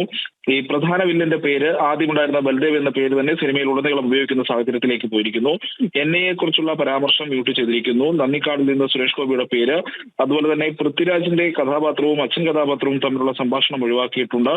ഒപ്പം വില്ലന്മാർ നടത്തുന്ന പല പരാമർശങ്ങളും ഈ ഘട്ടത്തിൽ ഒഴിവാക്കിയിരിക്കുന്നു. അങ്ങനെ ആകെ 2 മിനിറ്റ് 08 സെക്കൻഡ്സ് ആണ് ഈ പറയുന്ന രീതിയിൽ ഇതിൽ നിന്ന് ഒഴിവാക്കിയിരിക്കുന്നത്. മറ്റ് വില്ലന്മാരുടെയൊക്കെ മറ്റു ചില സീനുകളും ഒക്കെ ഇങ്ങനെ പല ഭാഗങ്ങളിലായി ഒഴിവാക്കിയിട്ടുണ്ട്. ഈ ചില മത ചിഹ്നങ്ങൾ ഒഴിവാക്കിയിട്ടുണ്ട്. മത സ്ഥാപനങ്ങളുടെ ചിത്രങ്ങൾ അത് അല്ലെങ്കിൽ ആ രീതിയിലുള്ള വിഷയങ്ങളൊക്കെ ഒഴിവാക്കുന്ന സാഹചര്യം ഉണ്ടായിട്ടുണ്ട്. അങ്ങനെ സ്വന്തം താല്പര്യപ്രകാരം ഒരു സമ്മർദ്ദവുമില്ല എന്ന രീതിയിൽ തന്നെ വ്യക്തമാക്കിക്കൊണ്ട് പ്രൊഡ്യൂസർ അടക്കമുള്ളവർ അല്ലെങ്കിൽ സിനിമയുമായി ബന്ധപ്പെട്ട അണിയറ പ്രവർത്തകർ അടക്കമുള്ളവർ കാര്യങ്ങൾ വ്യക്തമാക്കിയിട്ടുണ്ട്. അങ്ങനെ ഇപ്പോൾ എമ്പുരാന്റെ ഭാഗങ്ങൾ ഒഴിവാക്കിയ ഭാഗങ്ങളുടെ കൃത്യമായ കണക്കാണ്, 24 ഭാഗങ്ങളുടെ കണക്കാണ് ഇപ്പോൾ സെൻട്രൽ ബോർഡ് ഓഫ് ഫിലിം സർട്ടിഫിക്കേഷന്റെ സർട്ടിഫിക്കറ്റ് പുറത്തുവിട്ടുകൊണ്ട് ഇപ്പോൾ പുറത്തു വരുന്നത്. എന്തായാലും ഒഴിവാക്കിയ ഭാഗങ്ങൾ ഏതൊക്കെയാണെന്നുള്ള കാര്യത്തിൽ വ്യക്തമായിരിക്കുന്നു. ഇനി ഇത് ഇന്ന് വൈകുന്നേരത്തോടെയെങ്കിലും തിയേറ്ററുകളിൽ ഈ സിനിമ എത്തുമോ എന്നുള്ളതാണ് ഈ ആകാംക്ഷ ജനിപ്പിക്കുന്നത്. അനിൽ നമ്പ്യാർ. എമ്പുരാനിൽ നിന്ന് ഒഴിവാക്കിയത് 24 ഭാഗങ്ങൾ സ്ത്രീകൾക്കെതിരായ അതിക്രമ സീനുകൾ പൂർണ്ണമായും ഒഴിവാക്കി. മതചിഹ്നങ്ങളുടെ പശ്ചാത്തലത്തിൽ വാഹനങ്ങൾ കടന്നു പോകുന്ന സീൻ നീക്കി. ഇതിനു പുറമെ പ്രധാന വില്ലൻ്റെ പേര് ബൽദേവ് എന്നാക്കി. NIA കുറിച്ചുള്ള പരാമർശങ്ങൾ മ്യൂട്ട് ചെയ്തു. പ്രജിത് മോഹനാണ് തിരുവനന്തപുരത്ത് നിന്ന് വിവരങ്ങൾ നൽകിയത്. ബഹിരാകാശ യാത്ര കഴിഞ്ഞെത്തിയ സുനിത വില്യംസ് ഉടൻ ഭാരതം സന്ദർശിക്കും. ഭൂമിയിലെത്തിയതിനു ശേഷം ആദ്യമായി നടത്തിയ വാർത്താ സമ്മേളനത്തിലാണ് അവർ ഇക്കാര്യം വ്യക്തമാക്കിയത്. ഭാരതത്തിലെ ബഹിരാകാശ ഗവേഷണ രംഗവുമായും സഹകരിക്കും. 9 മാസം നീണ്ടുനിന്ന ബഹിരാകാശ ദൗത്യം വലിയ അനുഭവങ്ങളാണ് സമ്മാനിച്ചതെന്നും സുനിത വില്യംസ് പറഞ്ഞു. സുദീർഘമായ ബഹിരാകാശവാസത്തിന് ശേഷം ഭൂമിയിൽ തിരിച്ചെത്തിയ സുനിത വില്യംസും ബുച്ച് വിൽമോറും മാധ്യമങ്ങളോട് അനുഭവങ്ങൾ പങ്കുവച്ചു. നിരവധിയായ പ്രതിബന്ധങ്ങൾ നേരിടാൻ പരിശീലനം തങ്ങൾ നേടിയിരുന്നു. 8 ദിവസത്തെ യാത്ര 9 മാസത്തേക്ക് ദീർഘിച്ചപ്പോൾ പ്രതിസന്ധികളൊന്നും അനുഭവപ്പെട്ടില്ലെന്നും ബുച്ച് വിൽമോർ പറഞ്ഞു. Right? The plan went way off for what we had planned, but because we're in human spaceflight, we prepare for any number of contingencies because this is a curvy road. You never know where it's going to go. We prepare for this. So we, as Sunny used the term, and it's a great term, we pivoted to all that training we did that we didn't think we needed to do, and a lot of people didn't think we needed to do, but we did it anyway, as we pivoted to this other preparation, and that is what makes human spaceflight, your human spaceflight program special. തിരിച്ചുവരവിന് അനുയോജ്യമായ സമയം കണ്ടെത്താനുള്ള പ്രയത്നത്തിലായിരുന്നു NASA team മുഴുവനും. അതുകൊണ്ട് തന്നെ കാത്തിരിക്കുന്നത് ആശങ്ക ഉണ്ടാക്കിയില്ലെന്ന് സുനിത വില്യംസും പ്രതികരിച്ചു. Yeah, and one addition to that, this is a lot bigger than Butch and myself, like we've talked about already. This is the International Space Station program, and there's a lot of wheels that are turning and wickets that we have to go through to get people up to the International Space Station to do all of the amazing science that we're doing up. പ്രധാനമന്ത്രി നരേന്ദ്രമോദിയുടെ ക്ഷണമനുസരിച്ച് വൈകാതെ ഭാരതം സന്ദർശിക്കുമെന്നും അവർ അറിയിച്ചു. To talk about how wonderful the International Space Station is from his perspective, but I hope I can meet up at some point in time and we can share our experiences with as many people in India as possible, because it's a great country, another wonderful democracy that's trying to put its foot in the space countries, and we'd love to be part of that and help them along. ബഹിരാകാശ യാത്രകാലത്തെ അനുഭവങ്ങൾ അളവറ്റ ആനന്ദമാണ് നൽകിയത്. ജന്മനാടും ഹിമാലയ പർവ്വതവും ബഹിരാകാശ നിലയത്തിൽ നിന്ന് കണ്ടപ്പോൾ അത്ഭുതം തോന്നിയെന്നും അവർ പറഞ്ഞു. ഭാരതത്തിലെത്തി ISROയുമായി സഹകരിക്കുമെന്നും സുനിത വില്യംസ് അറിയിച്ചു. സയൻസ് ഡെസ്ക്, ജനം. മധ്യപ്രദേശിൽ മദ്യനിരോധനം ഏർപ്പെടുത്താൻ തീരുമാനം. ഉജ്ജയിൻ, ചിത്രകൂട്, ഓംകാരേശ്വർ തുടങ്ങി 19 ക്ഷേത്ര നഗരങ്ങളിൽ ഇന്നു മുതൽ നിയമം പ്രാബല്യത്തിൽ വരും. ലഹരി വിമുക്തിയിലേക്കുള്ള ചരിത്രപരമായ ചുവടുവയ്പ്പാണിതെന്ന് മുഖ്യമന്ത്രി മോഹൻ യാദവ് പറഞ്ഞു. പ്രദേശങ്ങളിലെ പൊതുജന വിശ്വാസവും മതപരമായ പവിത്രതയും ശക്തിപ്പെടുത്തുമെന്നും അദ്ദേഹം കൂട്ടിച്ചേർത്തു.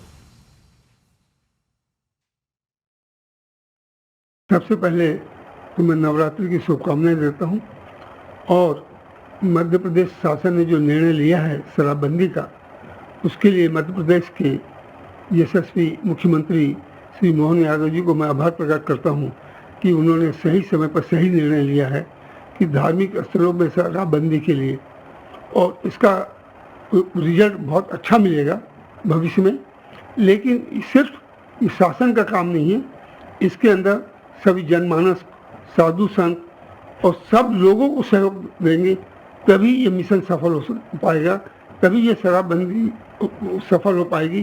और इसी के साथ मेरी एक और रिक्वेस्ट है कि जिस तरह से मध्य प्रदेश शासन ने चित्रकूट के लिए निर्णय लिया है, उसी तरह उत्तर प्रदेश सरकार, अगर यदि उत्तर प्रदेश सरकार भी चित्रकूट के लिए ऐसा निर्णय लाएगी, तब चित्रकूट में सही दृष्टि से सही मायने में शराबबंदी हो पाएगी।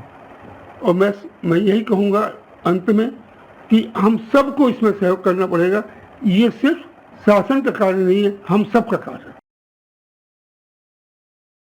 തിരുവനന്തപുരം കാട്ടാക്കടയിൽ മദ്യപാനികൾ വലിച്ചെറിഞ്ഞ ബിയർ കുപ്പി ദേഹത്ത് വീണ് 5 വയസ്സുകാരന് പരിക്ക്. സ്വകാര്യ ബാറിലെത്തിയവർ തമ്മിലുള്ള തർക്കത്തിനിടെയാണ് സംഭവം. ആക്രമണം നടത്തിയവർക്കെതിരെ അന്വേഷണം ആരംഭിച്ചിട്ടുണ്ട്.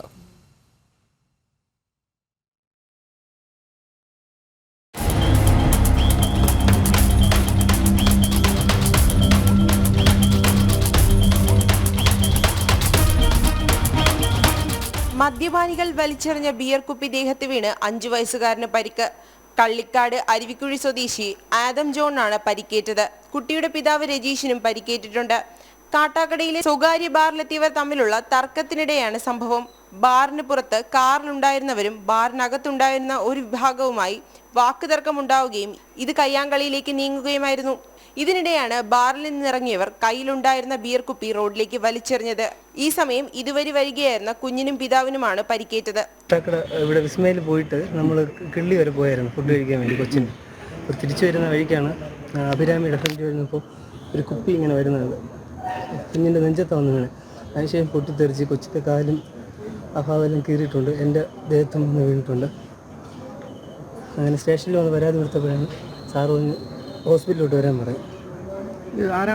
എന്താണെന്നുള്ളത് അറിയത്തില്ല. ഞാൻ അവിടെ അന്വേഷിച്ചപ്പോൾ അവർ കാറിൽ പോയെന്നൊക്കെ ചിലർ പറയുന്നുണ്ടായിരുന്നു. പിന്നെ കുറച്ച് പേര് അകത്തോട്ട് പിടിച്ച് കയറ്റിക്കൊണ്ട് പോകുന്നുണ്ട്. അവിടെ ഒരു ചെറിയ സംഘർഷം ഉണ്ടായിരുന്നു. അതിൻ്റെ ഇടയ്ക്ക് ഞങ്ങൾ വണ്ടിയിൽ വന്ന സമയത്താണ് എറിഞ്ഞത്. കുഞ്ഞിന്റെ നെഞ്ചിലും കാലിലും ബിയർ കുപ്പിയുടെ ചില്ലുകൾ പതിച്ചു. കാട്ടാക്കടയിലെ പ്രാഥമിക ആരോഗ്യ കേന്ദ്രത്തിൽ ചികിത്സയ്ക്കെത്തിച്ച കുട്ടിയെ വിദഗ്ധ ചികിത്സയ്ക്കായി നെയ്യാറ്റിൻകരയിലേക്ക് കൊണ്ടുപോയി. കാട്ടാക്കട SIയുടെയും CIയുടെയും നേതൃത്വത്തിൽ അക്രമം നടത്തിയവർക്കെതിരെ അന്വേഷണം ആരംഭിച്ചിട്ടുണ്ട്. ജനം, തിരുവനന്തപുരം. കോഴിക്കോട് കടലുണ്ടിയിലെ സ്വകാര്യ ആശുപത്രിയിൽ മദ്യപാന സംഘത്തിന്റെ അതിക്രമം. വാഹനാപകടത്തിൽ പരിക്ക് പറ്റിയ ആളുമായി എത്തിയ സംഘം ആശുപത്രി അടിച്ചു തകർത്തു. സംഭവത്തിൽ പരപ്പനങ്ങാടി സ്വദേശിയായ യുവാവിനെ പോലീസ് അറസ്റ്റ് ചെയ്തു. തിങ്കളാഴ്ച വൈകിട്ടോടെയാണ് സംഭവം. വാഹനാപകടത്തിൽ പരിക്കുപറ്റിയ താനൂർ സ്വദേശി അൻസിലുമായാണ് യുവാക്കൾ TMH ആശുപത്രിയിൽ എത്തിയത്. അൻസിലിനെ പരിശോധിച്ച ഡ്യൂട്ടി ഡോക്ടർ മെഡിക്കൽ കോളേജ് ആശുപത്രിയിലേക്ക് റഫർ ചെയ്തു. ഇതിൽ പ്രകോപിതരായാണ് ഒപ്പം ഉണ്ടായിരുന്ന 2 പേർ ആക്രമണം അഴിച്ചുവിട്ടത്. റിസപ്ഷനിലെ ഉപകരണങ്ങൾ അടിച്ചു തകർക്കുകയും ജീവനക്കാരെ കയ്യേറ്റം ചെയ്യുകയും ചെയ്തു. ആക്രമണത്തിൽ പരിക്കുപറ്റിയ ആശുപത്രി ജീവനക്കാർ ചികിത്സ തേടി. സംഭവത്തിൽ പരപ്പനങ്ങാടി സ്വദേശി ഉഫൈദിനെ ഫറോക്ക് പോലീസ് അറസ്റ്റ് ചെയ്തു. ഇയാളുടെ ഒപ്പമുണ്ടായിരുന്നയാൾ ചികിത്സയിലാണ്. ഇയാളുടെ അറസ്റ്റും ഉടൻ രേഖപ്പെടുത്തുമെന്ന് പോലീസ് അറിയിച്ചു. ജനം, കോഴിക്കോട്.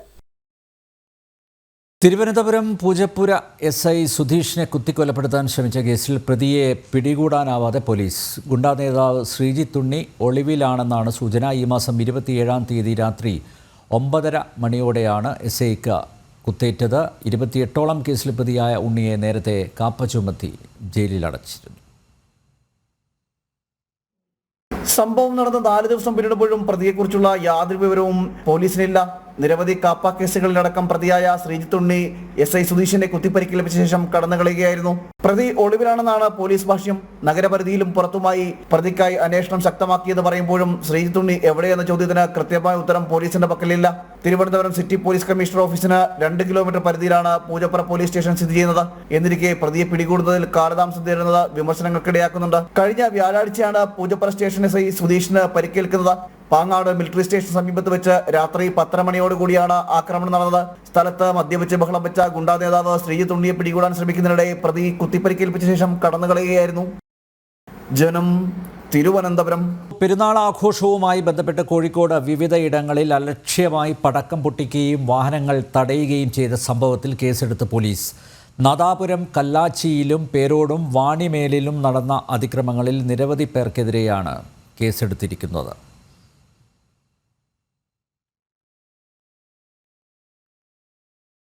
ഞായറാഴ്ച രാത്രിയാണ് നാദാപുരം പേരോട് കാറിൽ ഉഗ്രശേഷിയുള്ള ഗുണ്ടുപൊട്ടി 2 പേർക്ക് പരിക്കേറ്റത്. മുഹമ്മദ് ഷഹറാസ്, റയീസ് എന്നിവർക്കാണ് ഗുരുതരമായി പരിക്കേറ്റത്. ഷഹറാസിന്റെ വലതുകൈ സ്ഫോടനത്തിൽ പൂർണ്ണമായും തകർന്നിരുന്നു. 2 പേർക്കുമെതിരെ 10 വർഷം വരെ തടവ് ലഭിക്കാവുന്ന കുറ്റമാണ് പോലീസ് ചുമത്തിയിരിക്കുന്നത്. പൊതുജനങ്ങളുടെ ജീവനും സ്വത്തിനും നാശമുണ്ടാക്കുന്ന വിധത്തിൽ അപകടകരമായി സ്ഫോടക വസ്തുക്കൾ കൈകാര്യം ചെയ്തു എന്ന കുറ്റമാണ് 2 പേർക്കെതിരെയും ചുമത്തിയിരിക്കുന്നത്. കല്ലാച്ചിയിൽ നടുറോഡിൽ വാഹനം തടഞ്ഞ് പടക്കം പൊട്ടിച്ച സംഭവത്തിൽ 15 പേർക്കെതിരെയാണ് നാദാപുരം പോലീസ് കേസെടുത്തത്. വാണിമേലിൽ നടുറോഡിൽ വാഹനങ്ങൾ തടഞ്ഞു നിർത്തി പടക്കം പൊട്ടിച്ച കേസിൽ കണ്ടാൽ അറിയാവുന്ന 50 പേർക്കെതിരെയും പോലീസ് കേസെടുത്തിട്ടുണ്ട്. പൊതുഗതാഗതം തടസ്സപ്പെടുത്തിയതിനും സ്ഫോടക വസ്തുക്കൾ അലക്ഷ്യമായി കൈകാര്യം ചെയ്തതിനും ശക്തമായ നടപടി സ്വീകരിക്കാനാണ് പോലീസിന്റെ തീരുമാനം. ജനം, കോഴിക്കോട്. വയോധികയും അസുഖബാധിതയുമായ തങ്കമണിക്കും കുടുംബത്തിനും ആശ്വാസം.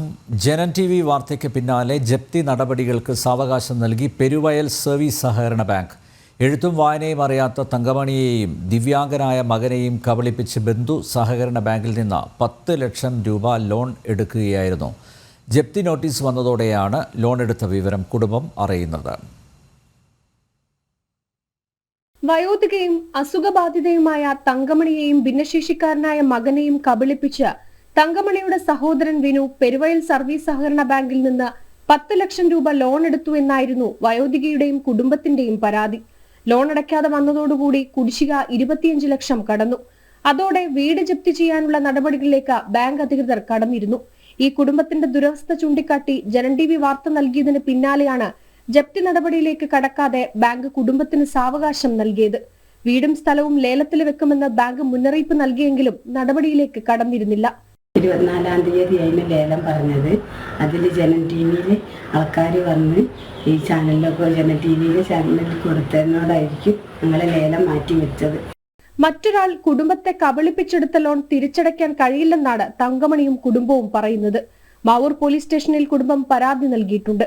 തങ്ങളുടെ പരാതിയിൽ കൃത്യമായ അന്വേഷണം നടത്തി കുറ്റക്കാർക്കെതിരെ നടപടി വേണമെന്നാണ് കുടുംബത്തിന്റെ ഇപ്പോഴത്തെ ആവശ്യം.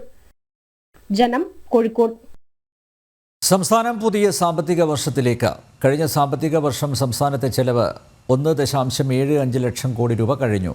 മാർച്ച് മാസം മാത്രം സംസ്ഥാനത്ത് അധിക ചെലവായി വന്നത് 26,000 കോടിയോളം രൂപ. അന്തിമ കണക്കിൽ ഇനിയും ചെലവായ തുക വർദ്ധിക്കാനാണ് സാധ്യത. ബഡ്ജറ്റിലെ നികുതി വർധനവ് എല്ലാം ഈ സാമ്പത്തിക വർഷം മുതൽ നിലവിൽ വരും. അതിരൂക്ഷ ധനപ്രതിസന്ധികളിൽ മുട്ടിലിഴഞ്ഞ് സംസ്ഥാനം പുതിയ സാമ്പത്തിക വർഷത്തിലേക്ക്. സംസ്ഥാനത്തെ കഴിഞ്ഞ വർഷത്തെ ചെലവ് 1.75 കോടി ലക്ഷം രൂപ കഴിഞ്ഞു. അന്തിമ കണക്കിൽ ഇനിയും ചെലവായ തുക വർദ്ധിക്കാനുള്ള സാധ്യതയുണ്ട്. ബഡ്ജറ്റിലെ എല്ലാ നികുതി വർധനവും ഈ സാമ്പത്തിക വർഷം മുതൽ നിലവിൽ വരും. വൈദ്യുതി, കുടിവെള്ള നിരക്കുകൾ കൂടും. വൈദ്യുതി നിരക്ക് യൂണിറ്റിന് 12 പൈസയാണ് വർധനവ്. ഡിസംബറിൽ വൈദ്യുതി റെഗുലേറ്ററി കമ്മീഷൻ പ്രഖ്യാപിച്ച നിരക്കാണിത്. പ്രതിമാസ സർചാർജ് യൂണിറ്റ് 7 പൈസ കൂടാതെ നിരക്ക് വർധനവ്. ഫലത്തിൽ 19 പൈസയുടെ വർധനവ്. വെള്ളക്കരവും 5% കൂടും. വിവിധ ടോൾ പ്ലാസകളിൽ ടോളും വർദ്ധിക്കും. തിരുവല്ലം, അരൂര്, പാലക്കാട് തുടങ്ങിയിടങ്ങളിലെ ടോൾ വർദ്ധിപ്പിക്കുന്നതും ഇന്നു മുതൽ പ്രാബല്യത്തിൽ വരും. തനത് നികുതി വരുമാനം 84,000 കോടി കടക്കുമെന്നാണ് സൂചന. പുതിയ അടങ്കലിൽ 81,627 കോടി രൂപയാണ് കണക്കാക്കിയിരുന്നത്. നികുതിയേതര വരുമാനം മാർച്ച് 27 വരെയുള്ള അനുമാന കണക്കിൽ 15,632 കോടിയായി. അന്തിമ കണക്ക് ഉയരാനാണ് സാധ്യത. ജനം, തിരുവനന്തപുരം. IB ഉദ്യോഗസ്ഥ മേഘയുടെ ആത്മഹത്യ മാതാപിതാക്കളുടെ മൊഴി അന്വേഷണ സംഘം രേഖപ്പെടുത്തി. പത്തനംതിട്ടയിലെ മേഘയുടെ വീട്ടിലെത്തി പെട്ട SHOയുടെ നേതൃത്വത്തിലുള്ള പോലീസ് സംഘമാണ് മാതാപിതാക്കളുടെ മൊഴി രേഖപ്പെടുത്തിയത്. ആൺ സുഹൃത്ത് സുഗാന്ത് തന്നെയാണ് മകളുടെ മരണത്തിന് ഉത്തരവാദിയെന്നാണ് മാതാപിതാക്കൾ നൽകിയിരിക്കുന്ന മൊഴി. അതേസമയം സുഗാന്ത് ഇപ്പോഴും ഒളിവിലാണ്. തിരുവനന്തപുരം വിമാനത്താവളത്തിലെ IB ഉദ്യോഗസ്ഥ മേഘയുടെ മരണത്തിൽ സുഹൃത്ത് സുഗാന്തിനെതിരെയാണ് മാതാപിതാക്കൾ മൊഴി നൽകിയിട്ടുള്ളത്. ആൺ സുഹൃത്ത് സുഗാന്ത് കാരണമാണ് മകൾ ആത്മഹത്യ ചെയ്തതെന്നാണ് മാതാപിതാക്കൾ ആവർത്തിക്കുന്നത്. സുഗാന്തിന് വേണ്ടിയുള്ള അന്വേഷണം പോലീസ് ഊർജിതമാക്കിയിട്ടുണ്ട്. സുഗാന്ത് ഇപ്പോഴും ഒളിവിലാണ്. മരണം നടന്ന ആദ്യ ദിവസങ്ങളിൽ സുഗാന്തിന്റെ ഫോൺ മലപ്പുറം ജില്ലയിൽ ആക്റ്റീവായിരുന്നു. പിന്നീട് ഫോൺ കേന്ദ്രീകരിച്ചുകൊണ്ടുള്ള അന്വേഷണം നടന്നിട്ടില്ല. നിലവിൽ കൊച്ചി കേന്ദ്രീകരിച്ചും സുഗാന്തിന്റെ ബന്ധുക്കളുടെ വീടുകളിലുമാണ് അന്വേഷണം. ഓൺലൈൻ ട്രേഡിംഗ് സുഗാന്ത് നടത്തിയിട്ടുണ്ടോ എന്നും സൈബർ വിഭാഗം വഴി പരിശോധന നടത്തും. അതേസമയം പോലീസിന്റെ വീഴ്ചയാണ് സുഗാന്ത് രക്ഷപ്പെടാൻ കാരണമെന്ന ആരോപണവുമായി മേഘയുടെ ബന്ധുക്കൾ രംഗത്തെത്തിയിരുന്നു. മേഘയുടെ ശമ്പളമടക്കമുള്ള തുക മുഴുവൻ സുഗാന്ത് കൈക്കലാക്കിയിരിക്കുന്നതാണ് ബന്ധുക്കളുടെ ആരോപണം. ആത്മഹത്യ എന്ന നിലയിൽ മാത്രം പോലീസ് ഈ വിഷയം കൈകാര്യം ചെയ്യുകയും അന്വേഷണം വൈകിപ്പിക്കുകയും ചെയ്യുന്നുവെന്നും പരാതിയുണ്ട്. ജനം, തിരുവനന്തപുരം. കോഴിക്കോട് മെഡിക്കൽ കോളേജിൽ വീണ്ടും മരുന്ന് പ്രതിസന്ധി. നീതി സ്റ്റോർ വഴി മെഡിക്കൽ കോളേജിലേക്കുള്ള മരുന്ന് വിതരണം നിർത്തി സിറ്റി സർവീസ് സഹകരണ ബാങ്ക്. മരുന്ന് നൽകിയ വകയിൽ കോടികളാണ് ബാങ്കിന് ലഭിക്കാനുള്ളത്. കുടിശ്ശിക നൽകണമെന്ന് ചൂണ്ടിക്കാട്ടി മുഖ്യമന്ത്രിക്ക് കത്ത് നൽകിയിട്ടും പരിഹാരമുണ്ടായിട്ടില്ലെന്ന് ബാങ്ക് അധികൃതർ വ്യക്തമാക്കി. നീതി സ്റ്റോർ വഴി മെഡിക്കൽ കോളേജിലേക്ക് മരുന്ന് വിതരണം നടത്തിയ വകയിൽ സിറ്റി സർവീസ് സഹകരണ ബാങ്കിന് ലഭിക്കാനുള്ളത് 4.77 കോടി രൂപയാണ്. കുടിശ്ശിക ലഭിക്കാത്ത പക്ഷം ആശുപത്രിയിലേക്കുള്ള മരുന്ന് വിതരണം ഏപ്രിൽ 1 മുതൽ നിർത്തുമെന്ന് ബാങ്ക് നേരത്തെ സൂചിപ്പിച്ചിരുന്നു. പ്രതിസന്ധികൾ ചൂണ്ടിക്കാട്ടി ബാങ്ക് മാനേജർ മുഖ്യമന്ത്രിയുടെ ഓഫീസിന് കത്തയച്ചിരുന്നെങ്കിലും മറുപടിയൊന്നും ഉണ്ടായില്ല. അതിനെ തുടർന്നാണ് ബാങ്ക് ആശുപത്രിയിലേക്കുള്ള മരുന്ന് വിതരണം പൂർണ്ണമായും നിർത്തിയത്. നിലവിൽ 9 മാസത്തെ പണമാണ് ബാങ്കിന് ലഭിക്കാനുള്ളത്.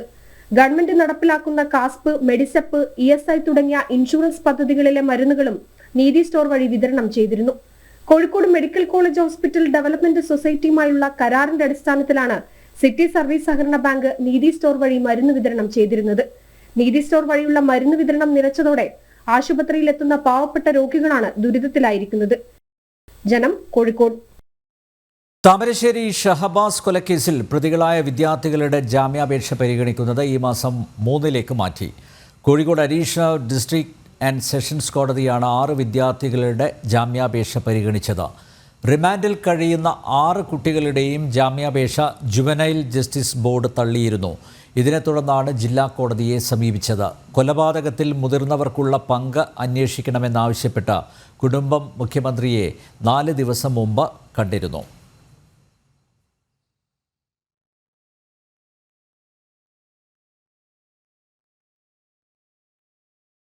അതേസമയം മകൻ്റെ കൊലപാതകത്തിന് പിന്നിലുള്ളവരെ കുട്ടികളെന്ന് വിളിക്കരുതെന്ന് താമരശ്ശേരി ഷഹബാസിൻ്റെ പിതാവ് ഇക്ബാൽ. അവർ പ്രതികളാണെന്നും ജാമ്യം അനുവദിക്കരുതെന്നും അദ്ദേഹം പറഞ്ഞു. നിർഭയ കേസുൾപ്പെടെ കോടതിയിൽ ചൂണ്ടിക്കാണിക്കും. കൂടുതൽ തെളിവുകൾ കോടതിയിൽ ഹാജരാക്കും. പ്രതികൾക്ക് കിട്ടേണ്ട ശിക്ഷ കിട്ടണമെന്നും അവർക്ക് ക്രിമിനൽ പശ്ചാത്തലമുണ്ടെന്നും ഇക്ബാൽ വ്യക്തമാക്കി. കോടതി ജാമ്യം അനുവദിക്കുമെന്ന് പറഞ്ഞു കേട്ടു. അത് കേട്ടപ്പോൾ തന്നെ നമ്മളെ മനസ്സാകെ തകർന്നിട്ടുണ്ട്. ഇത്രയും ഒരു കുറ്റകൃത്യം ചെയ്ത പ്രതികൾക്ക് ജാമ്യം അനുവദിക്കുക എന്ന് പറയുന്നത് നമ്മളെ വളരെ വിഷമത്തിലാക്കിയിട്ടുണ്ട്. അപ്പം നീതിപീഠത്തിൻ്റെ മുന്നിൽ ഞാൻ വന്നത് ഇവർക്ക് ജാമ്യം അനുവദിക്കരുത് എന്ന് പറഞ്ഞിട്ട് നമ്മൾ അപ്പീൽ കൊടുക്കാൻ വേണ്ടിയിട്ടാണ് വന്നത്. അപ്പം നിയമത്തിൻ്റെ മുന്നിൽ അവർക്ക് ഒരു കുറ്റവാളികൾ, അതായത് പ്രതികൾ, അവർക്ക് കിട്ടേണ്ട ശിക്ഷ കിട്ടണം. അത് അവർ പുറത്തിറങ്ങിക്കഴിഞ്ഞാൽ അതിന് സ്വാധീനം ഉപയോഗിച്ച് എന്തും സംഭവിക്കുമെന്നുള്ളൊരു ഇതിലാണ് ഞാൻ നിൽക്കുന്നത്. അതുകൊണ്ടാണ് നേരിട്ട് ഇവിടെ വന്നതും കോടതിയിൽ മുന്നിൽ തന്നെ അപ്പീൽ കൊടുക്കാൻ വേണ്ടി തീരുമാനിച്ചത്. പത്തനംതിട്ട വലഞ്ചുഴിയിൽ 9ാം ക്ലാസ്സുകാരി ആറ്റിൽ ചാടി മരിച്ച സംഭവത്തിൽ അയൽവാസിയായ ആൺ സുഹൃത്തിനെ പോലീസ് കസ്റ്റഡിയിലെടുത്തു. പെൺകുട്ടിയുടെ പിതാവിനെയും സഹോദരനെയും മർദ്ദിച്ചതിൽ മനംനൊന്താണ് കുട്ടി ആത്മഹത്യ ചെയ്തതെന്ന് പോലീസ് FIR. യുവാവ് മകളെ നിരന്തരം ശല്യം ചെയ്തിരുന്നുവെന്ന് മരിച്ച ആവണിയുടെ പിതാവ് പറഞ്ഞു. വലഞ്ചുഴി ക്ഷേത്രത്തിൽ 14-കാരി ആവണി കുടുംബത്തോടൊപ്പം ഇന്നലെ രാത്രി ഉത്സവത്തിന് പോയി. തിരികെ മടങ്ങും വഴി കുട്ടിയുടെ പിതാവിനെയും സഹോദരനെയും വലഞ്ചുഴി അച്ഛൻ കോവിലാറിന് സമീപത്ത് വെച്ച് ഇവരുടെ അയൽവാസിയും കുട്ടിയുടെ ആൺസുഹൃത്തുമായ യുവാവ് ആക്രമിച്ചു. ഈ സംഭവം നേരിൽ കണ്ടതിന്റെ വിഷമം മൂലമാണ് കുട്ടി ആറ്റിൽ ചാടിയതെന്ന് പോലീസിന്റെ FIR-ൽ പറയുന്നു. പ്രശ്നമുണ്ടാക്കിയ അയൽവാസിയായ യുവാവിനെ പോലീസ് കസ്റ്റഡിയിലെടുത്ത് ചോദ്യം ചെയ്തു. 21-കാരനായ ഈ യുവാവിനെതിരെയാണ് കുട്ടിയുടെ പിതാവ് പ്രകാശനും ആരോപണം ഉന്നയിക്കുന്നത്. ശല്യമെന്ന് പറഞ്ഞാൽ അത് പ്രശ്നമായിട്ട് എന്നോട് ഒന്നും പറഞ്ഞായിരുന്നു. ഇപ്പം ഭയങ്കര ശല്യം ചെയ്യുന്നുണ്ട് ഇതാന്ന് പറഞ്ഞു. അപ്പോൾ കഴിഞ്ഞ ദിവസം ഞങ്ങൾ മെമ്പറിനോട് ഞാൻ പറഞ്ഞായിരുന്നു. മെമ്പർ പറഞ്ഞ് കേസ് കൊടുക്കാമെന്ന് പറഞ്ഞു. ആറ്റിൽ ചാടിയ പെൺകുട്ടിയെ രക്ഷിക്കാൻ ഫയർഫോഴ്സും സ്കൂബ ടീമും പോലീസും തീവ്രശ്രമം നടത്തിയെങ്കിലും വിഫലമാവുകയായിരുന്നു. പോസ്റ്റ്മോർട്ടം നടപടികൾ പൂർത്തിയാക്കി ആവണിയുടെ മൃതദേഹം ബന്ധുക്കൾക്ക് വിട്ടു നൽകി. ജനം, പത്തനംതിട്ട. വയനാട് മേപ്പാടി കാന്തൻപാറ ജനവാസ മേഖലയിൽ കാട്ടാനക്കൂട്ടം. കാന്തൻപാറ എക്കോ സെന്ററിന് സമീപമാണ് കാട്ടാനക്കൂട്ടം എത്തിയത്. ഇന്ന് രാവിലെ പ്രദേശവാസികളാണ് കാട്ടാനക്കൂട്ടത്തെ കണ്ടത്. നാട്ടുകാർ പരാതി നൽകിയിട്ടും വനം വകുപ്പ് തിരിഞ്ഞ് നോക്കുന്നില്ലെന്നാണ് ആക്ഷേപം.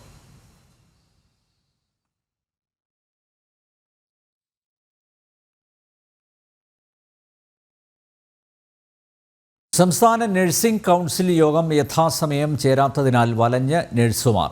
സർട്ടിഫിക്കറ്റിനായി അപേക്ഷിച്ച ആയിരക്കണക്കിന് നഴ്സുമാർ പ്രതിസന്ധിയിലായിരിക്കുകയാണ്. തെരഞ്ഞെടുപ്പ് നടപടികൾ പുരോഗമിക്കുന്നതാണ് യോഗം ചേരാത്തതിന് കാരണം എന്നാണ് നഴ്സിംഗ് കൗൺസിലിൻ്റെ വിശദീകരണം. അടിയന്തര സേവനങ്ങൾ നിഷേധിക്കപ്പെടുന്ന സാഹചര്യമാണ് സംസ്ഥാനത്തെ നഴ്സുമാർക്കുള്ളത്. നഴ്സിംഗ് കൗൺസിൽ രജിസ്ട്രേഷൻ സർട്ടിഫിക്കറ്റിനും ഡ്യൂപ്ലിക്കേറ്റിനും അപേക്ഷിച്ച നഴ്സുമാർ കടുത്ത പ്രതിസന്ധി നേരിടുന്നു. കഴിഞ്ഞ 3 മാസമായി സംസ്ഥാന നഴ്സിംഗ് കൗൺസിൽ യോഗം ചേരാത്തതാണ് നടപടികൾ വൈകാൻ കാരണം.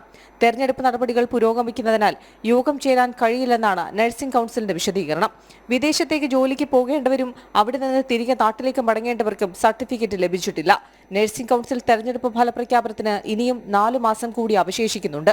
അതുവരെ യോഗം ചേരാതിരുന്നാൽ ആയിരക്കണക്കിന് നഴ്സുമാർക്ക് തൊഴിലവസരങ്ങൾ നഷ്ടമാകും. ആരോഗ്യവകുപ്പ് ഡയറക്ടർ ഡോക്ടർ KJ റീനയ്ക്കാണ് താൽക്കാലിക ചുമതല.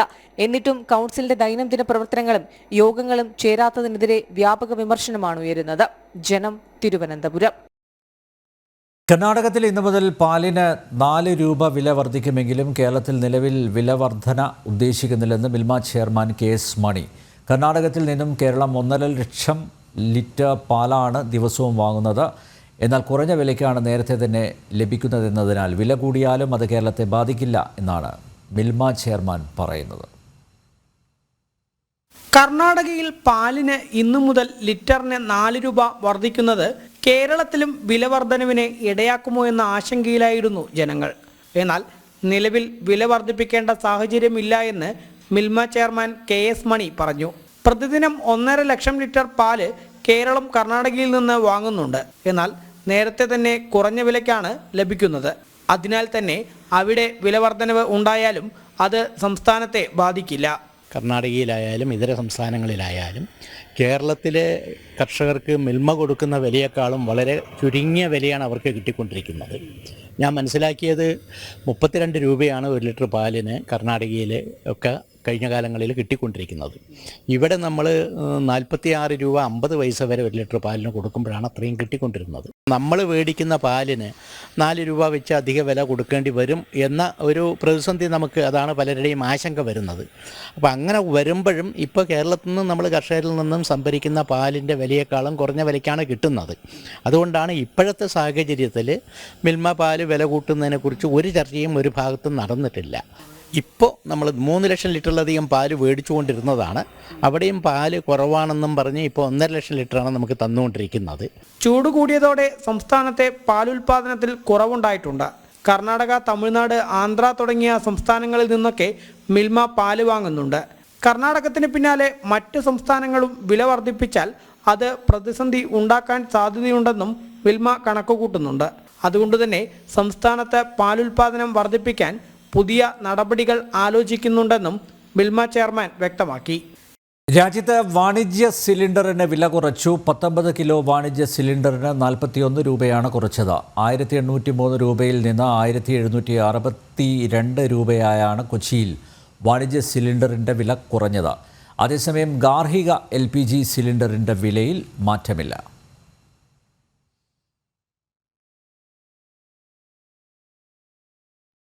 ഓട്ടോറിക്ഷയിൽ 2.5 കോടിയിലധികം രൂപ കടത്തിയ സംഭവത്തിൽ വിശദമായ അന്വേഷണത്തിലേക്ക് കടന്ന് പോലീസ്. അന്വേഷണം പൂർത്തിയാക്കി ആദായ നികുതി വകുപ്പിന് റിപ്പോർട്ട് നൽകും. പണത്തിൻ്റെ ഉറവിടം സംബന്ധിച്ച് രേഖകളുണ്ടായിരുന്നു എന്നാണ് പണം കൊടുത്തുവിട്ട വ്യവസായി രാജാ മുഹമ്മദിൻ്റെ മൊഴി.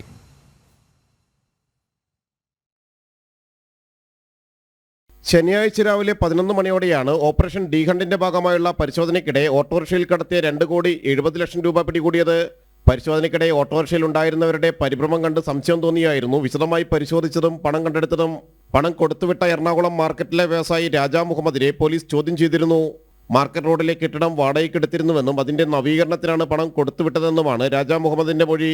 തമിഴ്നാട്ടിലെ ഭൂമി വിറ്റും ബാങ്ക് അക്കൗണ്ടിൽ നിന്ന് പിൻവലിച്ചതുമാണ് പണമെന്നും മൊഴിയുണ്ടായിരുന്നു. എന്നാൽ ഈ മൊഴികൾ പോലീസ് പൂർണ്ണമായും വിശ്വാസത്തിലെടുത്തിട്ടില്ല. കൂടുതൽ ആളുകളുടെ പങ്കാളിത്തം, കുഴൽപ്പണ, ഹവാല ഇടപാടുകൾ എന്നിവയിൽ വ്യക്തത വരുത്തണം. വിശദമായ അന്വേഷണത്തിന് ശേഷം സാമ്പത്തിക ഇടപാടുകളിൽ ദുരൂഹത കണ്ടെത്തിയാൽ ആദായനികുതി വകുപ്പിന് റിപ്പോർട്ട് കൈമാറും. ഇത്തരം കേസുകളിൽ വിശദാംശങ്ങൾ ആദായനികുതി വകുപ്പ് പോലീസിനോടും തേടാറുണ്ട്. ജനം, കൊച്ചി. ഭക്തിസാന്ദ്രം കൊല്ലങ്കോട്.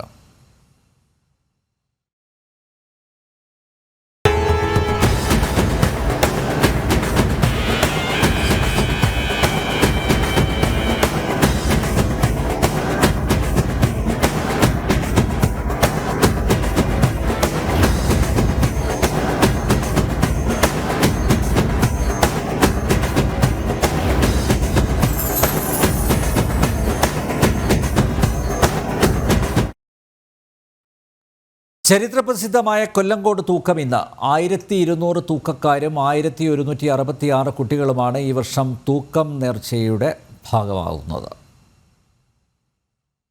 കേരള തമിഴ്നാട് അതിർത്തിയിലെ കൊല്ലങ്കോട് ശ്രീഭദ്രകാളി ദേവി ക്ഷേത്രത്തിലെ ചരിത്രപ്രസിദ്ധമായ തൂക്കം ഇന്ന് നടക്കും.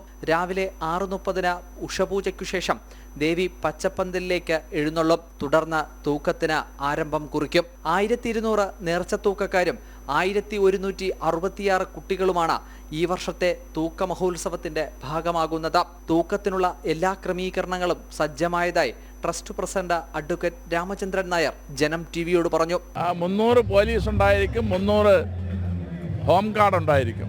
അതിൽ അവരുടെ സേവനം നമുക്ക് കൃത്യമായിട്ടും ഈ തൂക്ക ഉത്സവ ദിവസം ഉണ്ടായിരിക്കും എന്നുള്ളത് തീർച്ചയാണ്.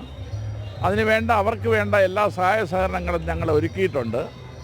ഈ കൊല്ലത്തെ 2025 തൂക്ക മഹോത്സവം വളരെ പ്രൗഢമായ രീതിയിൽ ഗംഭീരമായി നടത്തുന്നതിന് വേണ്ടിയുള്ള എല്ലാ സജ്ജീകരണങ്ങളും ദേവസ്വത്തിൻ്റെ ഭാഗത്തു നിന്നുണ്ടായിട്ടുണ്ട്. സുരക്ഷാ ക്രമീകരണങ്ങൾക്കായി വനിതാ പോലീസ് അടക്കം 300-ലധികം ഉദ്യോഗസ്ഥരെയും കേരള തമിഴ്നാട് ട്രാൻസ്പോർട്ട് കോർപ്പറേഷൻ പ്രത്യേക സർവീസും ക്ഷേത്രത്തിലേക്ക് ഒരുക്കിയിട്ടുണ്ട്. ജനം, തിരുവനന്തപുരം. ഉച്ചവാർത്ത ഇവിടെ പൂർണ്ണമാവുന്നു. വാർത്തകൾ തുടരും ഒരു ചെറിയ ഇടവേളയ്ക്ക് ശേഷം. നന്ദി, നമസ്തേ.